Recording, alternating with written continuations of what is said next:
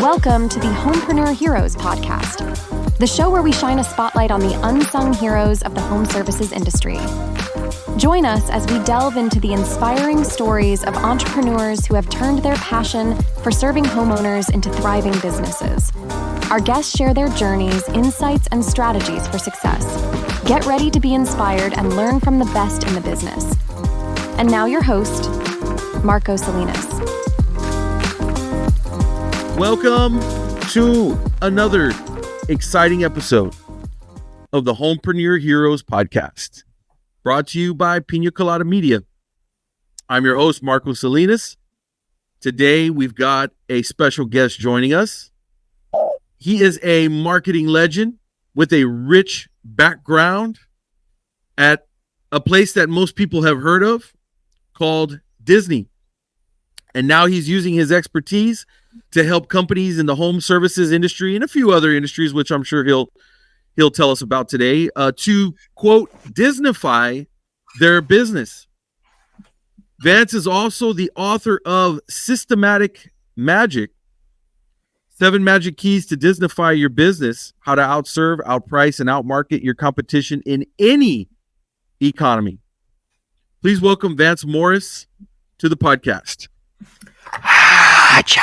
And the crowd goes wild. I can actually add that in, Vance. That's all right. Let's go with the low budget sound effect. Yours was better, yeah. Thanks for coming today, Vance. It's great to have you here on the Homepreneur Heroes Podcast. Yeah, man, I'm really looking forward to it, Marco. Appreciate you inviting me on. Well, I, for one, am a little bit extra excited because I've known about you for a long time, and I'll just give this brief little background.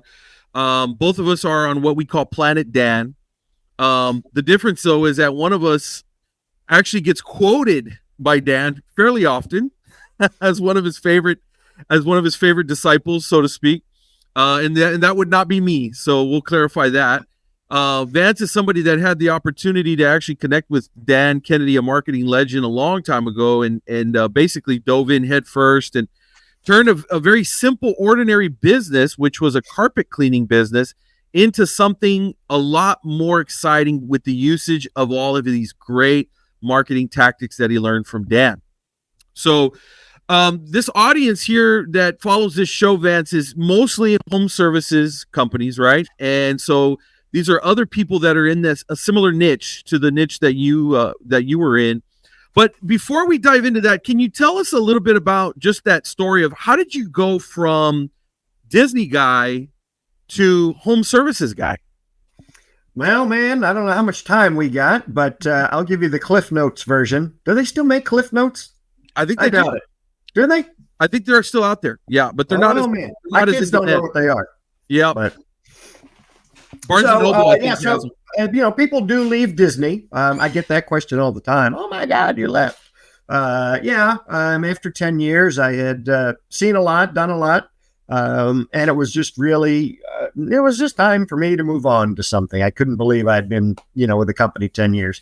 Looking back on it, I still have friends there who have now been with the company 35 years. And that to me just blows my mind.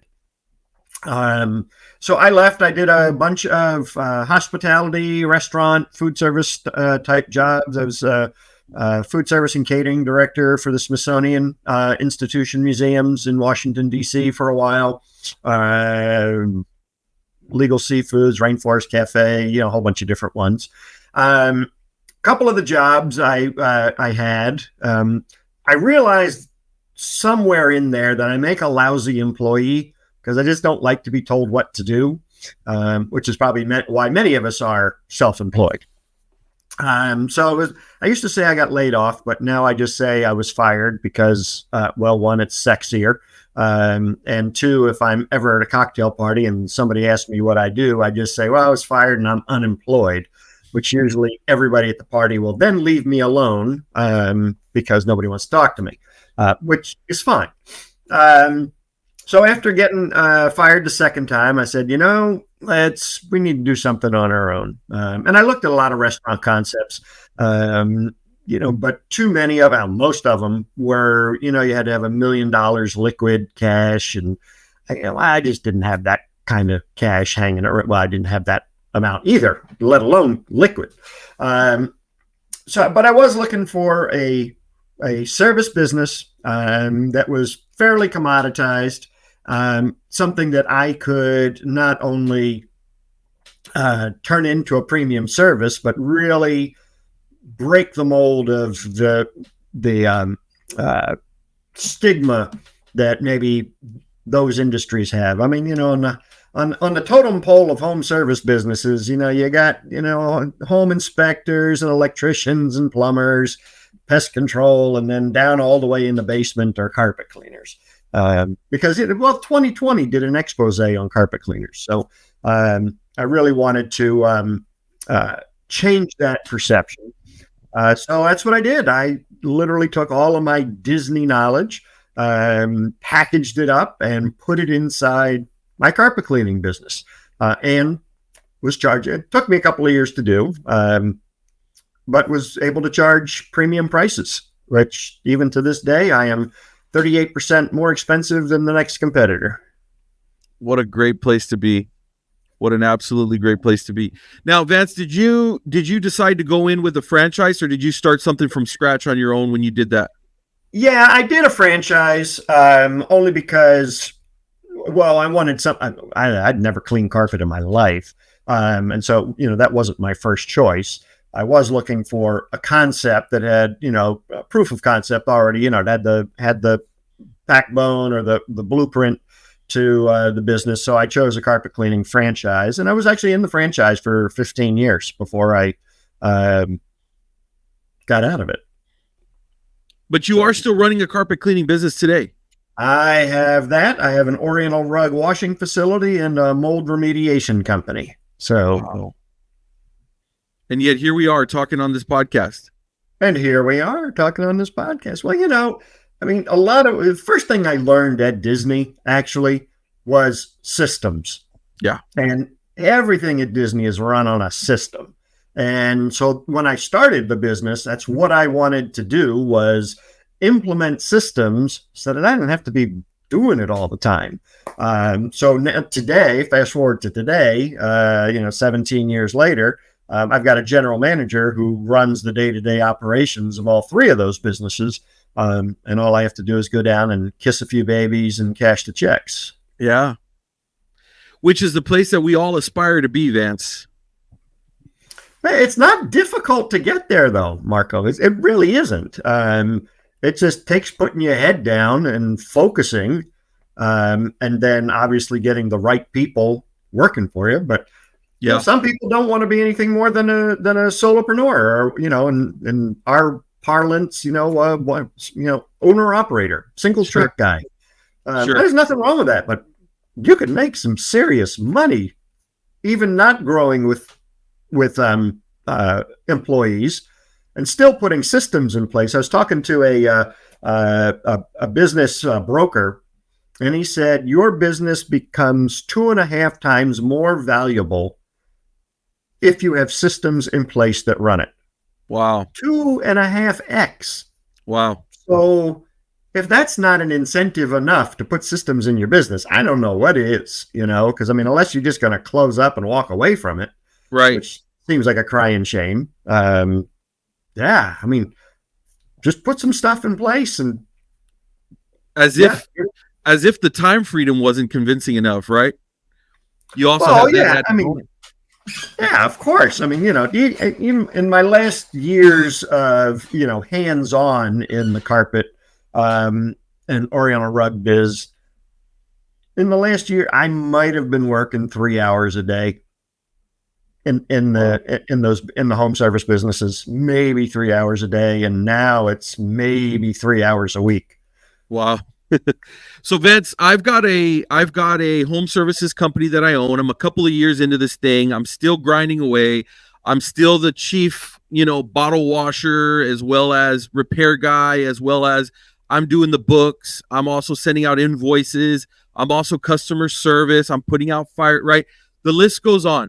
What should be my first step towards removing some of that? Let's say maybe even I have a couple of people that are working for me that are maybe actually going out and doing the service calls at least. right? But I still feel like I'm just inundated with tasks, and I'm really having a hard time finding some type of freedom, and I'm almost burned out. How do I start moving in that direction? Been there, been there. First and foremost, and I can't remember if we talked about this in the past. One of my other businesses that I'm a partner in is a call center. And the number one thing that small business owners royally screw up is not answering the telephone. We called 4,000 home service businesses as a test to see how many would answer the phone live. 17%. I don't know what 17% of 4,000 is, but it ain't much. Right. And we got the phone numbers from Google pay-per-click. So all of these businesses were paying Google money to have their ad shown, and then they weren't answering the telephone. Wow. And in our world, they're not going to leave a message and hope you call back. They're going to the next guy down the list on the 3-pack or the 6-pack or whatever Google calls it these days. So in order to free yourself, you got to make a little bit more money. In order to make more money, pardon the expression, answer the damn phone. Because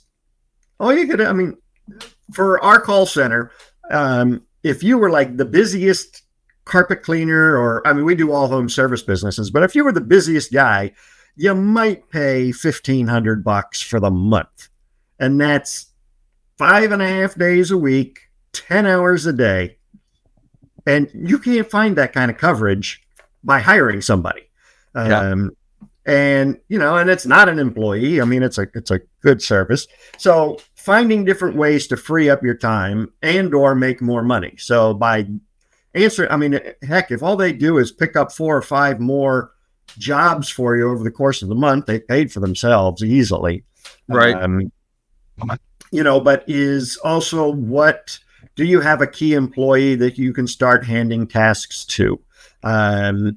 Certainly the physical work of doing the cleaning. I don't think I would have survived many more years on my hands and knees cleaning carpet. I was, getting your 50s, and that's just not something I wanted to do anymore. Right. So you got to find the things that you're good at, preferably not the doing of your business, but as Dan Kennedy says, being in the marketing of your business. So you're not a carpet cleaner, you're a marketer of a carpet cleaning company. Yep. And it's an important switch in your brain to go from doing, the E-Myth, Michael Gerber's book, you're going from the doer to the manager / owner / entrepreneur. That's right. It's time, because nobody thinks everybody knows nobody can do it as good as I can. Of course. So they feel like they can't give it up. Right. But start looking for, small things that you can give away to employees or to a VA that will then free up your time to either A, do other things, or B, do nothing at all and go eat bonbons and drink beer. What about cigars and golf? Yep, that works too. That'd be an option. Okay. I don't know about the golf part, but cigars are definitely there. How about cigars and barbecue? Is that better? Yeah, you're spot on. All right, good stuff. Now, how much of this stuff, Vance, would you say is reliant upon technology, like softwares, things like that? If you don't have at minimum some kind of CRM, customer relations management system, your head's going to explode, because you're not going to be able to do any kind of follow-up marketing. You're not going to be able to track any marketing, so you won't know what's working, what's not working. That's all the technology you really need. Yeah, is a good CRM. Yep. Because that'll measure your marketing's effectiveness. It's going to track all your customers. It's going to help you with customer retention and doing those kinds of marketing systems that are designed to keep customers, as opposed to always having to go out and get new ones. Right. Yeah. Right. That would be it. I other than that, I still use a calculator. Those things are actually on our phones nowadays. Calculator. Yeah, calculators on the phone. When I was in grade school, the teacher said, "You're not always going to have a calculator with you everywhere you go," and it's like, joke's on you, Miss Turner. You know, because that thing's with me everywhere I go. But anyways, I digress. You're good. So, okay, well, now what about this, Vance? One of the things that always drives me a little bit nuts is that when I talk to these small business owners, and especially in the home services space, the majority of them are not even cognizant of this concept of following up. They're like, hey, I need to eat what I'm going to kill what I'm going to eat. I'm going to eat what I'm going to kill right here and right now, right? The old caveman syndrome. Yep. And then once they do that, they kill the rabbit, they roast it nicely, they go to sleep, and then they wake up the next day and they need to hunt another animal again. Now, I give a little analogy, and I learned that from Dan, of course, but I give a little analogy of, what if you would have taken the time to build a trap? What if you would have had a trap set up somewhere so that when you wake up the next day, you go over there and your meal's actually waiting for you, right? At least the actual raw material.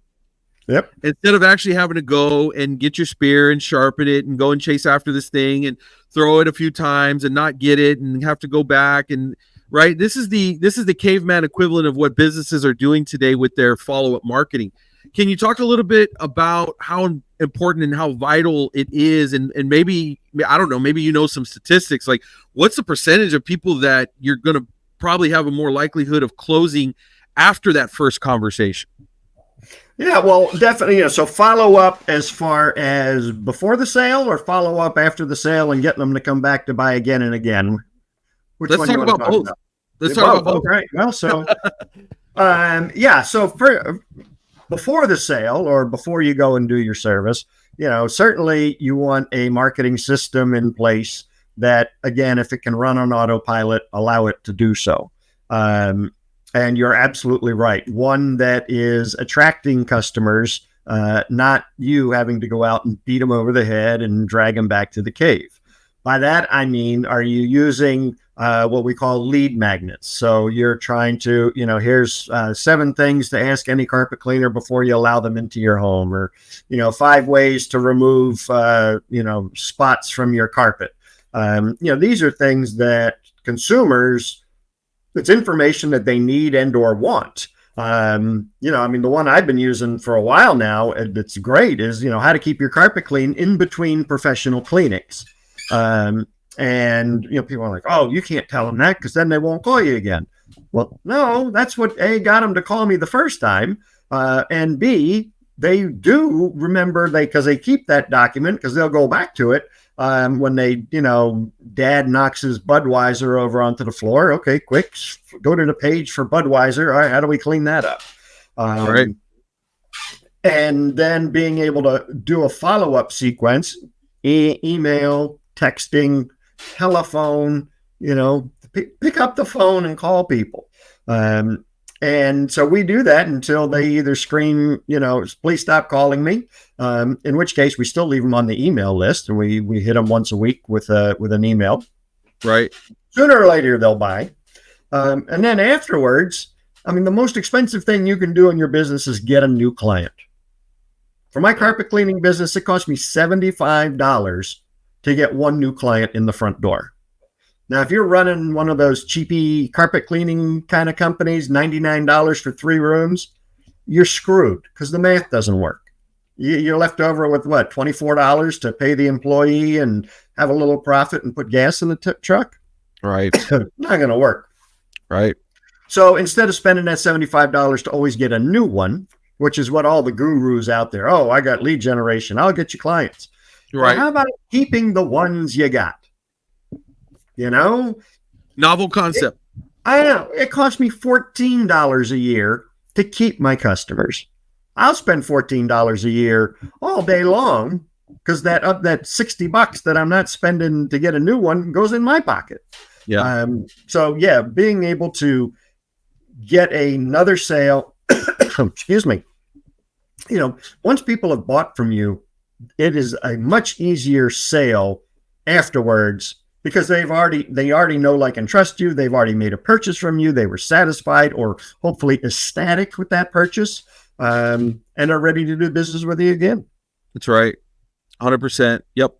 And I think a lot of the businesses that are out there are just not giving this enough time or energy or thought. By the way, you mentioned several different things, follow-up, phone calls and all that. What about this crazy idea of sending something in the mailbox? Oh, does that still work? That it's crazy talk, Marco. It's crazy talk. Yeah, I mean, like my entire retention campaign, with the exception of a couple of phone calls and a couple of emails, is probably 9 or 10 steps through the mail. All direct mail. Okay. Postcards, newsletter. Okay. Yeah. Yeah. Postcards, newsletter. Even a letter that looks like it was sent airmail. Those old red, white, and blue envelopes that says airmail on it, because you want them to open the envelope. That's right. So if it looks like commercial mail or what everybody else calls junk mail, it's got a very low possibility of being opened and an even lower possibility of being read. So you can make that envelope look like it's from grandma. Well, everybody opens the letter from grandma. That's right. That's right. Shout out to Gary Halbert on that one. Yeah, right. Yeah, very good point. And so don't sleep on, to use a more modern day term, don't sleep on direct mail. There's a lot of eyeballs on the internet stuff, on the digital marketing stuff. Your inbox is clogged. And yet your mailbox is, for the most part, still pretty empty, especially if you stand out, like you said, with, a handwritten thing, right? Or an envelope that looks a little bit unique and different, like the one you just mentioned. Gosh, I mean, what is the percentage of likelihood they're going to open that? It's probably 90% plus. Well, you got to go through the whole thing with email. First, you got to get the thing delivered. Now, I don't know about you, but many of these CRMs and email services, they don't have a very high deliverability rate to begin with. Say what you will about the U.S. Postal Service, they still get 99.5% of the mail done correctly, which is a far cry better than email. You also can't delete hard mail. Yes, you can throw it away, but you still have to have it in your hand. You have to look at it, and you have to decide whether you're going to keep it or throw it away. With email, heck, it might not even reach your regular inbox. It could be in the spam box or a folder or whatever. Or you just look and see who it's from, and you automatically delete it. Or the way some of these guys have their inbox set up, it never makes it to the inbox because they got some kind of filter set up, and all of Vance's emails go over here, and all of Marco's emails go over there. So direct mail, if you're not using it, you're missing out. You're a dimwit. That's right. That's right. And as somebody pointed out to me recently, obviously, I realize when the mail shows up, you can throw it straight into the basura, right? For the trash, for those that don't know basura. But you uncultured swines. But no, but here's the thing that I think that's still so great. You still can't opt out. You can't opt out of direct mail. You really can't. So I mean, you still at least have a chance. And if you show up smart enough, even a person that would normally say, I'm trashing all of your stuff, if you can get their curiosity piqued, they're probably still going to open it.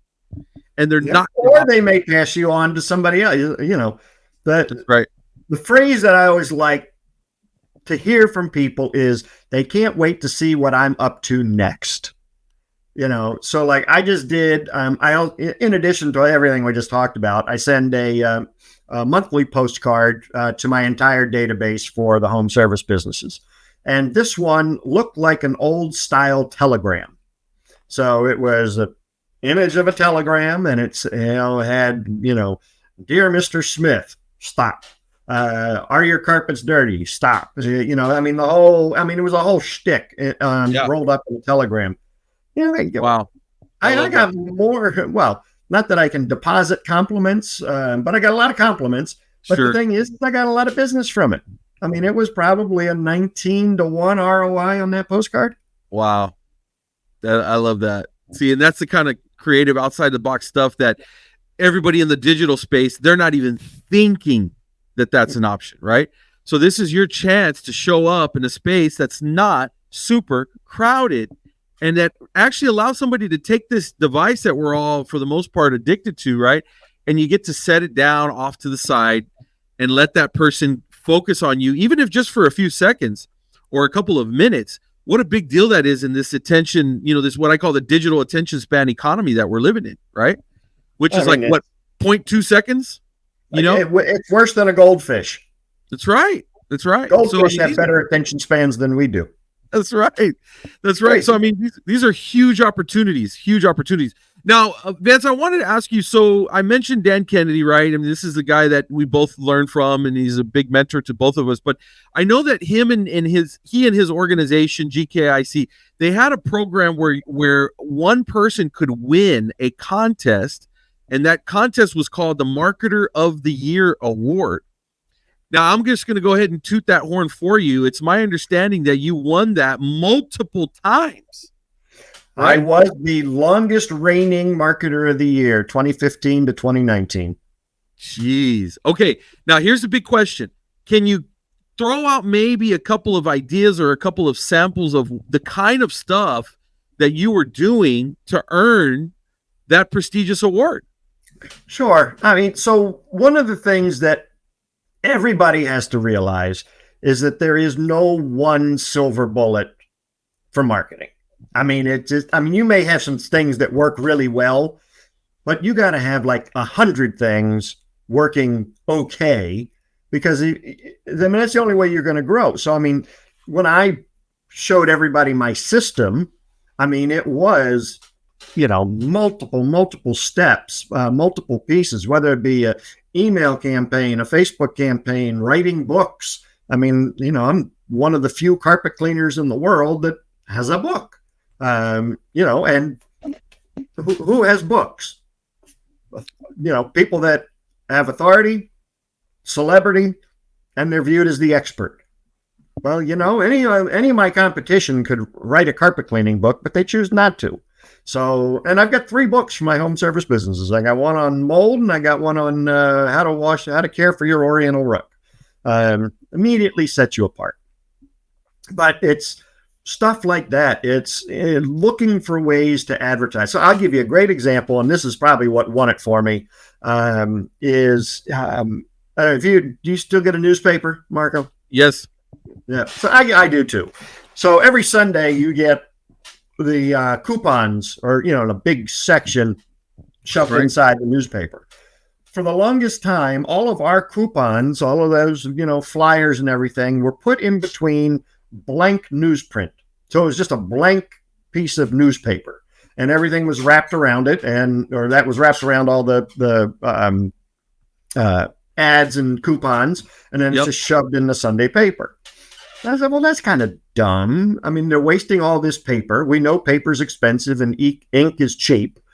So I called up my sales rep. I said, can I print something on that? And he goes, I don't know. Let me ask. He goes, how much do you want to pay for it? And just jokingly, I said, $600. So he came back and said, yeah, because they weren't getting any money for it right now. Now they're going to be getting money for it. Right. So I literally had a 4 full page newspaper section all for myself. I mean, I was my own section in the newspaper.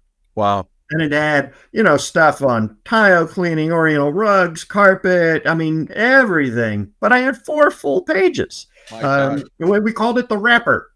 Gotta love the technical terminology because it wrapped things. Right. But you had no problem filling in that with content. I had no problem. Oh, I got content coming out my ears. And you'd also find out, what's worked in the past, reconstitute it for something like this. Right. And given the amount of space that I had to fill up, I actually had the opportunity to use images, which I very rarely used in a lot of my marketing because, thing that kills me, when they had the yellow pages, if you went to the plumbing section, the carpet cleaning section, or the electrician section, every single ad in the yellow pages had a picture of somebody's van or truck. Now, what in the hell's that got to do with electricity, plumbing, or cleaning? Right. I mean, we would assume you have a vehicle so that you can get to us. So like the original electrician probably put a picture of his van in the ad, and then everybody else just followed behind him saying, oh, he put a picture of his van in the ad. I should do the same thing over and over and over and over again. So yeah, no, I look at what everybody else is doing and do the opposite. I don't remember who said that. I know Dan talks about it quite a bit. That's right. That's exactly right. Wow, that's incredible. And this is the kind of things that I love to hear, these little stories and these little ideas that you had, and, the book and the newspaper and all these things that other people just were not doing, which gave you that edge, allowed you to differentiate, allowed you to stand out, and all that kind of good stuff. So, man, that is just really cool stuff. Of course, I'm a marketing nerd, so I geek out on this thing, but I'll tell you, when I bought out two of my competitors, and the one guy went out of business. And he said, and I quote, and I'll never forget it, because you outmarketed me. And he had been in business 10 years before I was even around. So just because you were the first guy on the block doesn't mean you don't have to do work to stay number one. You gotta keep going. Don't take your foot off the gas. That's right. That's right. And just a half step back to something that you said about the book. Now, at what point in the process or the journey, where do you typically give something like that to a client? Is that a prospect tool, or is that more like, hey, you're a customer now, so here you go? It is most definitely a prospect tool. We use it. If somebody calls, we try not to go out and do estimates. I hate doing that. But there are some people, because we don't quote prices over the phone. But we will go out and do a thorough inspection and provide you with a quote. At that point, we will provide a book, at which point they'll usually say, okay, well, when can you come? Yeah. There you go. Sells itself. The darn things are cheap. They're like $2 to print. So Right. Exactly. We're getting fairly close to wrapping up, and I appreciate all your flexibility on this podcast with us here, Vance. You've shared all kinds of cool stuff. I do want to talk just a little bit before we finish about this whole Disneyfied process, right? And by the way, I got to point this out. Your organization, your business is called the Deliver Service Now Institute. Deliver Service Now Institute, DSNI. It's brilliant. It's absolutely brilliant. I love that so phonetically, right? That's right. That is so cool. So 7 magic keys to Disneyfy your business. So this applies to, I'm certain, because one thing that we live by is this creed called, my business is different. My business is different. And that's the creed that we're against, actually, because your business is not different. Any and all businesses can employ all of these strategies. Doesn't matter if you're a carpet cleaner, an AC guy, a plumber, an attorney, whatever, right? And so taking these concepts that you learn from Disney and applying them to something as simple as a carpet cleaning business, right? Anybody in the home services world can absolutely employ these strategies. Share with us just a little bit about that concept of what you're doing for people with this whole systematic magic thing with Disney. Sure. I mean, the bottom line is making or creating emotional connections with my customers or clients or patients, whatever you want to call them. Yep. Because once you've made an emotional connection, those people are yours forever. And you also have to realize what business you are in. Disney is not in the, they are in the entertainment industry, but they're really in the making memories business, because if they can make memories, that's like automatic returns. The people will just keep coming back again and again. When grandma's getting ready to die, right? The entire family gets together. They go to the Magic Kingdom at Disney. They plunk grandma in a wheelchair. They haul her butt all around the place, and they all take pictures. Now, grandma's going to be dead in a few weeks, but the family has got memories galore. Right. So, it's creating. Now, we don't have a theme park. I get it. It's probably hard to wheel your grandmother around to jobs. I get it. So what do? Well, part of what I do in my marketing is I have a monthly newsletter. And in my newsletter, and actually in a lot of my marketing, I shamelessly use all of my children in the marketing. And every year for a long time, my daughter did ballet. Every time since she was like 5 years old till she was like 12.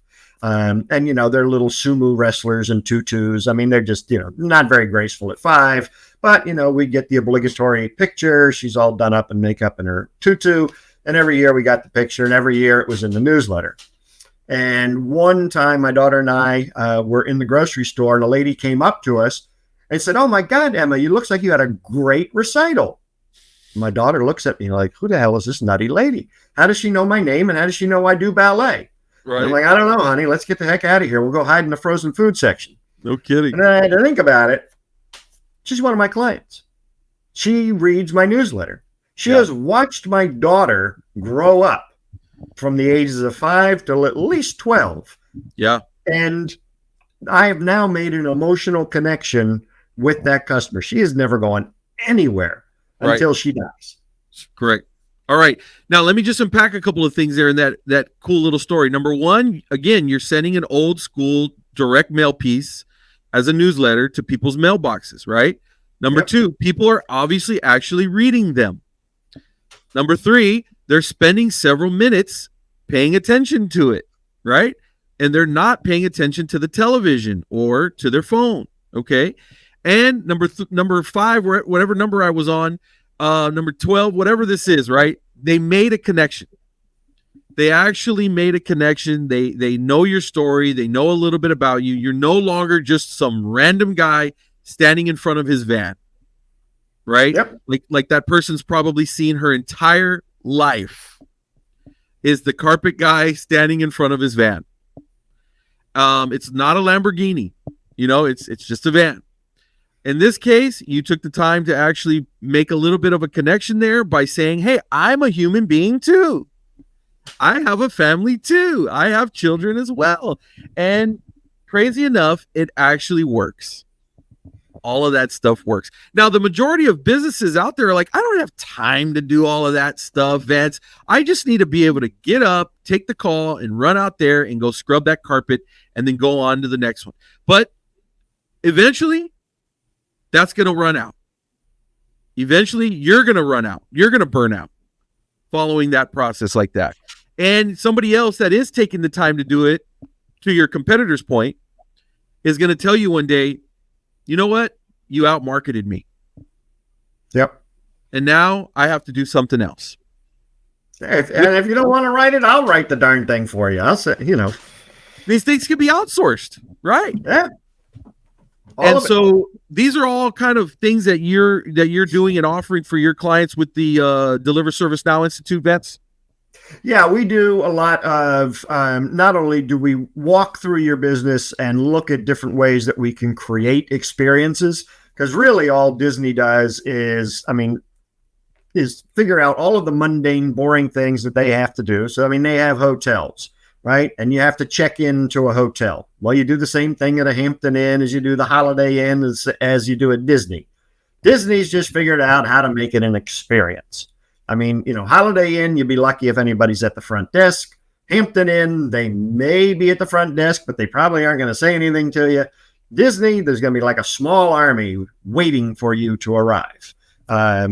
So Disney's got this figured out. So it's the same thing that I do. It's like, how do you answer the phone? Okay. Is it something boring? Is it something exciting? Is it something that's memorable? How do you get in the front door? Our whole get in the front door routine is completely scripted out. It's multiple steps, but it is a production. It's literally a theatrical production, and people pay attention and they watch. So you just got to find one thing. Walt Disney called it plussing, which is continuous process improvement. And just find one thing today that you're going to do better than you did yesterday. And you just keep doing that every day. Right. And listen, if you're listening to this and you're a hardworking blue collar guy and you love America and you don't necessarily agree with the direction that Disney's going, that's not the point. The point is they can royally screw up on their movies and this, that, and the other.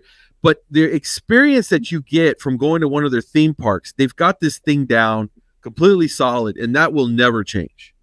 And they are still the gold standard when it comes 100%. To the customer. Yeah. And that's and these are the kind of things that you're really focusing on. These are the things that you're pulling out. It's not a little nitty gritty game. We're looking at the stuff that really moves the needle here, and the stuff that really matters. I will tell you, and this will be, and I know we're kind of been long winded here, but use the current presidential race in your marketing. I strongly encourage it. Try to run down the center. So, like, I'm politically agnostic. I don't care. But the last election, and actually the time before that, when Hillary was in it, I had an entire sequence on Make America Clean Again. And, I had, goofy picture of Trump. I had a goofy picture of Hillary. And then when Trump and Biden were running against each other, all I had to do is swap out Hillary, put in Biden, and the campaign was off and running again. And you have to recreate. It's called an evergreen campaign. And I'm going to get to run it again this year because I don't have to change anything except maybe the expiration dates. That's right. So if you can create, that's what's called a marketing asset, something you can use over and over and over again. But it ties into Robert Collier's principle of enter the conversation that's already happening in their minds. Yep. That's it. And matter of fact, I had a previous business that I was running before this one doing financial services, and I went to Fiverr. I hired a voice actor that sounded just like Bill Clinton. And right after the end of that election with Hillary and Trump, I sent out a big giant, voice broadcast blast to my entire list. I had about 10,000 on that particular list. And that went to everybody, and it was just a fun, humorous thing about how Bill Clinton was upset that he wasn't going to be able to move back in to the White House again. And of course, at the very end, it said something about intern. And so, you got to laugh out of it. It wasn't offensive to anybody on either side. You could, somebody will get offended, but the point is most people understood that it was just kind of humorous, right? But talk about the conversation going on in their head. And these are the things that we as marketers need to be paying attention to, and these are the things that we can employ to outmarket the competition.